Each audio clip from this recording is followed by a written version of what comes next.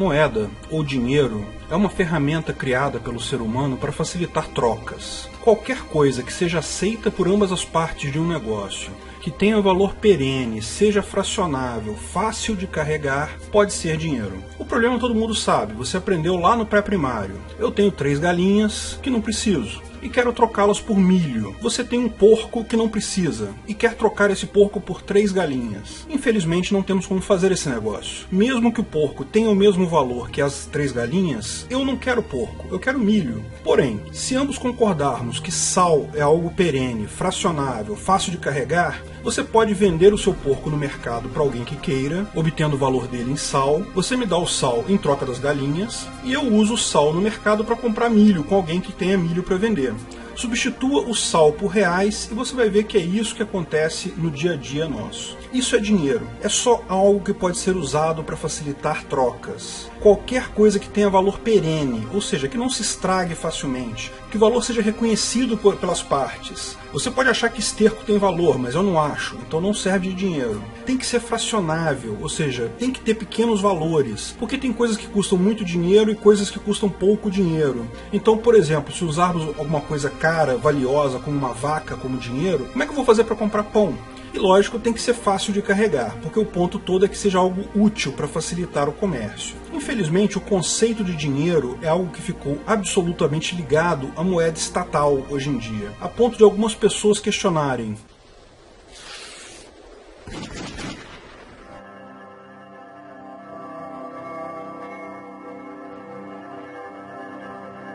sem Estado, quem vai emitir dinheiro?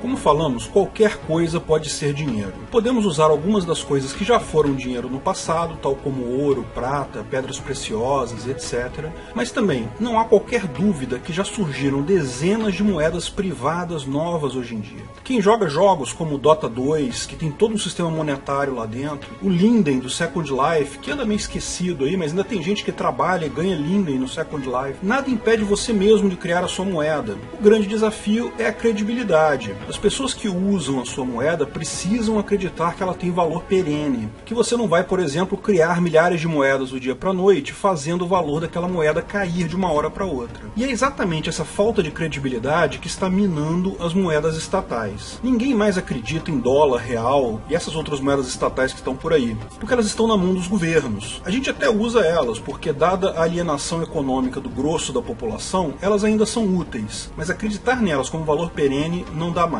Governos escolhem, a hora que quiserem, imprimir mais dinheiro e diminuir o valor do dinheiro que você tem em mãos. Ainda usam um sistema de reservas fracionárias para degradar ainda mais o valor do dinheiro. E os governos vão começar a emitir moeda no atacado, com certeza. É só uma questão de tempo. Todos os governos já estão tendo uma maior dificuldade de arrecadar impostos. Fatalmente, em algum momento do futuro, só vai restar a eles a alternativa de imprimir dinheiro. Outro problema com as moedas estatais é a questão da segurança. Com a tecnologia cada vez avançando mais, é impossível criar moedas físicas incopiáveis. Veja como cada vez mais moedas estatais têm novos itens de segurança, mas ainda assim dinheiro falso é abundante por aí. Daqui a pouco, para distinguir uma nota falsa de uma verdadeira, vai exigir máquinas caras, tornando o dinheiro físico pouco prático. O meio digital, ao contrário do que pode parecer, é mais seguro nesse ponto. Os mecanismos criptográficos e de segurança ainda estão engatinhando. Há como melhorar muito a segurança de seu dinheiro registrado digitalmente, como o seu saldo do Dota 2, quantos Linden você tem no Second Life, ou o saldo da sua conta no seu banco. A tendência no futuro é claramente o dinheiro eletrônico, mas nem todo dinheiro eletrônico é igual. Moedas virtuais como o Dota 2, o Linden ou reais depositados na sua conta do banco têm um esquema simples. Elas têm um banco de dados central, que tem lá uma tabela com a lista das pessoas, ou seja, dos correntistas daquele banco, dizendo quanto cada pessoa tem de dinheiro. Se o sistema for seguro e o banco de dados for corretamente configurado, isso impede ataques externos, mas ainda deixa o dinheiro suscetível ao dono do banco de dados. O cara que é dono do banco de dados, ele pode criar dinheiro a hora que ele quiser, basta ele alterar uma linha na tabela. Ele pode tirar o seu dinheiro, pode roubar o seu saldo se ele quiser. Além disso, torna muito simples uma entidade mafiosa como um governo extorquir o seu dinheiro. Basta ela reunir um grupo de capangas da Polícia Federal, bater na porta do dono do banco de dados e roubar esse banco de dados inteiro, calcular o butim dela, que ela chama de imposto, e tirar esse valor diretamente de lá. Esse tipo de problema torna essas moedas todas menos seguras que as criptomoedas, como Bitcoin, Litecoin, Ethereum, porque a grande diferença é essa: não há um banco de dados central do Bitcoin. Quando você instala uma carteira de Bitcoin na sua máquina, o Bitcoin Core, você precisa baixar um arquivo que atualmente está com cerca de 150 GB,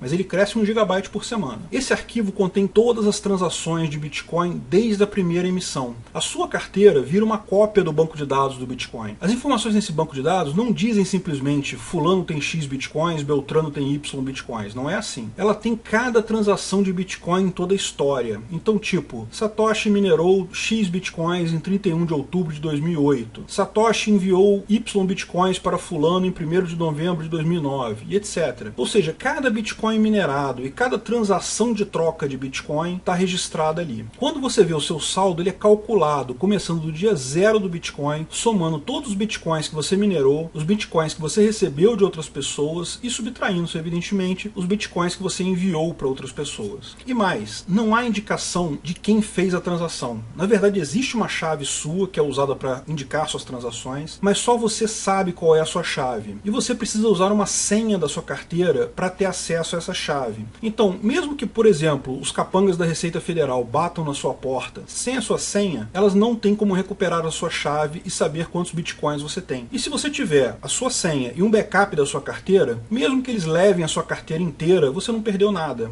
Mas, se os dados estão na minha máquina, eu posso manipulá-los, certo? Eu posso dizer que minerei 1000 Bitcoins, poxa, eu vou ficar rico. É lógico que não, né? O Bitcoin ele é criptografado. Todo blockchain é criptografado, inclusive a cópia dele que está na sua máquina. De forma que é impossível você alterar alguma coisa no passado e passar despercebido. Os outros blockchains que tem por aí vão perceber que o seu foi adulterado. Mas há uma coisa que em tese você poderia fazer. É o chamado ataque de repetição. Suponha que você tem 10 Bitcoins na sua carteira, na sua máquina. Você pode copiar essa carteira inteira para uma outra máquina. Daí, da máquina A você transfere 10 Bitcoins para fulano e da máquina B você transfere 10 Bitcoins para Beltrano. Opa, você multiplicou dinheiro, você pagou 2 pessoas com a mesma nota. É lógico que isso não pode acontecer. Como o Bitcoin resolve isso? Através da ordenação das transações. No exemplo que falamos, você vai conseguir fazer as 2 transações, mas apenas uma delas será confirmada. A segunda não irá confirmar, porque você não tem mais saldo. Todas as transações são ordenadas uma a uma. Mesmo que elas sejam feitas no exato milissegundo, uma vai entrar na fila antes da outra. E aí vem a beleza da coisa. Quem é que faz essa ordenação de transações se existem milhares de cópias do blockchain instaladas em carteiras no mundo todo? Bom, são alguns programas especiais chamados mineradores. Os mineradores são programas que resolvem uma charada eletrônica específica, muito difícil de resolver, e quando o minerador consegue resolver uma charada eletrônica, 2 coisas acontecem. Primeiro, ele ganha alguns bitcoins. E segundo, ele ganha o direito de ordenar todas as transações bitcoins que ainda não foram inclusas no blockchain. Então ele vai pegar esse conjunto de transações, vai fechar um pacote e vai ordenar essas transações e assinar essa ordenação. Veja, ele não precisa nem verificar se tem transações duplicadas. Basta ele colocar em ordem e todas as cópias do blockchain vão receber e fazer a conta correta. O que isso é moeda criptográfica é muito mais difícil de fraudar do que a moeda física que você tem na sua conta do banco. Nem o Satoshi em pessoa, o cara que criou o Bitcoin, consegue emitir mais Bitcoins. Sem a sua senha, ninguém consegue saber sequer quantos Bitcoins você tem e que transações do Bitcoin você realizou. Mas lógico, isso vale se você tem a sua carteira de Bitcoins na sua máquina pessoal. Baixou lá o Bitcoin Core, o Bitcoin QT, instalou, baixou 150 GB de dados, demora semanas para baixar isso, e mantém ele rodando de vez em quando para se atualizar. Se você mantém os seus Bitcoins em uma carteira na internet, nesse caso você abriu mão de parte da segurança, porque o governo continua podendo mandar os seus capangas lá no banco de dados do site que você armazenou os seus Bitcoins. E se o sistema da empresa não for 100% anônimo, a maior parte não é, eles conseguem saber de quem é cada chave que está naquele sistema. Então ele consegue te identificar e saber que, por exemplo, você tem X Bitcoins. Além disso, as carteiras na internet podem ser vítimas de fraude. Espera-se que a segurança dessa seja maior do que do micro da sua casa. Mas veja, o interesse dos hackers de atacar esses sites também é muito maior. Depois do sucesso do Bitcoin, surgiram centenas de outras moedas, como Litecoin, Ethereum e tantas outras. Todas elas com base nos mesmos princípios, mas com pequenas diferenças tecnológicas. E isso é super positivo, porque cria um mercado de moedas totalmente independente. Se houverem falhas tecnológicas em em alguma moeda, ela será preterida em favor de moedas mais fortes tecnologicamente. Se uma moeda se mostrar ruim ou insegura, ela será abandonada. Ninguém é obrigado a usar uma moeda específica como é hoje, no comércio em geral. Do ponto de vista econômico, moedas virtuais têm diversas vantagens. Primeiro, elas não permitem reserva fracionária, porque não há como você enviar o mesmo valor para duas pessoas. O seu banco faz isso hoje com seus reais. Quando você deposita R$10 na sua conta, ele empresta R$10 para o cliente A, empresta R$10 para o cliente B, e fica torcendo para todo mundo não sacar o dinheiro ao mesmo tempo.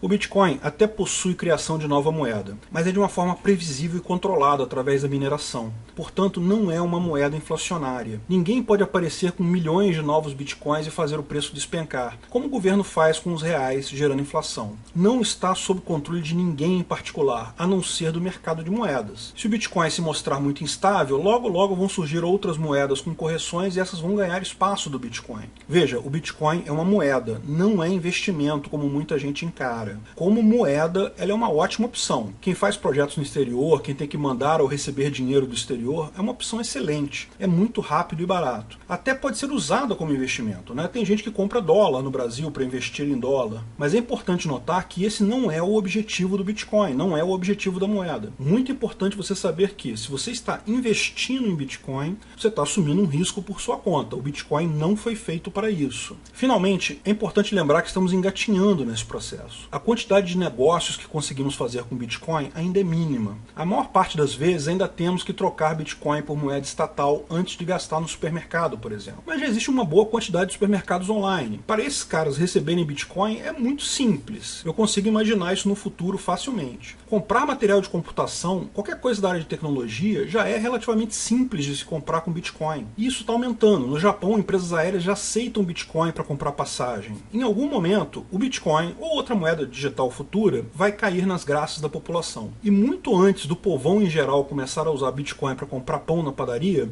as pessoas mais ricas que movimentam mais dinheiro já estarão usando a moeda para comprar coisas caras. A tendência é que, sem a centralização da moeda que existe hoje, a capacidade do governo de tributar será fortemente afetada. Não vão acabar todos os impostos, claro. IPVA ou IPTU, impostos sobre imóveis ou sobre veículos, ainda vão existir por algum tempo. Mas os impostos sobre serviços, sobre bens de consumo, sobre trabalho, se tornarão impossíveis de cobrar. E esses são o grosso da arrecadação do governo. O roubo estatal tende a diminuir gradativamente, expondo ainda mais a fragilidade dos mecanismos de dominação estatal. Há quem coloque em dúvida a capacidade da moeda criptográfica frente a novos computadores quânticos. Importante notar que sim, é fato que os algoritmos criptográficos atuais podem ser quebrados por computadores quânticos, quando esses se tornarem uma realidade. Por enquanto são só teoria.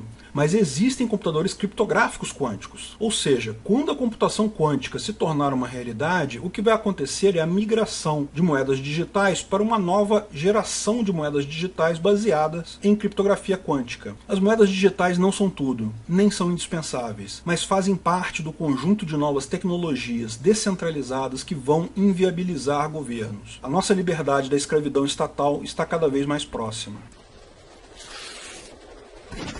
Se você gostou do vídeo, não esqueça de curtir e compartilhar. Clique no logo do canal para assinar e ser avisado de novos vídeos. Se quer saber mais sobre o assunto, veja um desses vídeos que selecionamos. Se quiser contribuir com o canal, ajudar na divulgação do anarcocapitalismo, veja na descrição de que formas você pode fazer isso.